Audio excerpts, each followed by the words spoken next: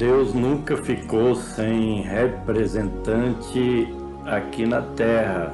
Quando nós lemos a história da humanidade através da Bíblia, desde os primórdios da raça humana, que Deus sempre teve alguém para lhe representar, seus profetas, os seus servos. Nós tivemos uma nação inteira representando o Deus único e verdadeiro durante muito tempo, que foi o Israel de Deus, os judeus, aqueles que faziam parte da descendência de Abraão, de Isaac e de Jacó. E depois nós temos a Igreja de Cristo Jesus, que hoje é uma multidão incalculável de servos e servas de Deus, que representa o Deus único e verdadeiro aqui no planeta Terra. Quero meditar com você em um texto que nós encontramos em 1 Coríntios, capítulo 1, versículos 2 ao 5, onde está escrito: a Igreja de Deus que está em Corinto, aos santificados em Cristo Jesus, chamados santos, com todos os que em todo lugar invocam o nome de nosso Senhor Jesus Cristo, Senhor deles e nosso. Graça e paz da parte de Deus nosso Pai e do Senhor Jesus Cristo. Sempre dou graças ao meu Deus por vós, pela graça de Deus que foi dada em Cristo Jesus, porque em tudo fostes enriquecidos nele, em toda palavra e em todo o conhecimento. Louvado seja o nome do nosso Deus através de Cristo Jesus, por meio da sua igreja, que o glorifica aqui na terra. Aqueles que são redimidos por Cristo Jesus são legítimos representantes do reino de Deus.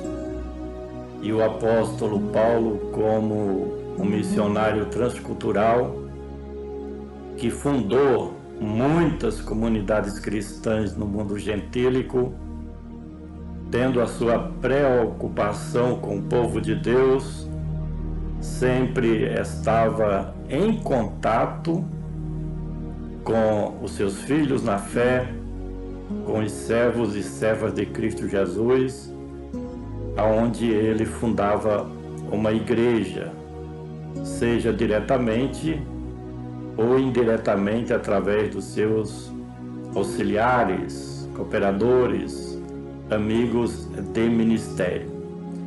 E o apóstolo fala algo muito importante aqui no início desta carta, que esse texto ainda trata da introdução desta epístola de Paulo aos Coríntios, e ele diz: a igreja de Deus. A igreja de Deus não é de ninguém. Existem lideranças cristãs, mas a verdade bíblica diz que a igreja é de Deus, é de Cristo Jesus, porque foi Cristo Jesus quem pagou o alto preço pela sua igreja, pelo seu povo, pelo novo Israel. O que os líderes cristãos precisam ter é esta consciência. Estão como administradores, lideranças locais ou regionais, mas no fundo, precisa ter esta consciência de que a igreja é de Deus, é de Cristo Jesus. A igreja de Deus que está em Corinto, aos santificados em Cristo Jesus, chamados santos. Veja bem, a morte de Cristo como propiciação, como expiação, promoveu a santificação daqueles que são chamados por Cristo. Tem um efeito muito positivo de santificação, a obra de redenção realizada pelo Cordeiro de Deus que tira o pecado do mundo na vida dos escolhidos do Senhor Jesus. De forma que são chamados santos, santos porque foram tirados do mundo, foram separados do mundo e agora dedicados ao reino de Deus. Não são santos porque foram canonizados por uma instituição religiosa. Não é isso que o texto está falando. Santo porque são separados do mundo, não fazem mais tudo o que o mundo oferece, nem tampouco vivem ao bel prazer, mas no centro da vontade do Deus da verdade, do Deus da justiça. Chamados santos, com todos os que em todo lugar invocam o nome de nosso Senhor Jesus Cristo, Senhor deles e nosso. Invocar o nome de Cristo, a igreja faz isso, e os judeus que são monoteístas não aceitam a invocação do nome de Cristo, porque eles só invocavam ao Deus de Israel.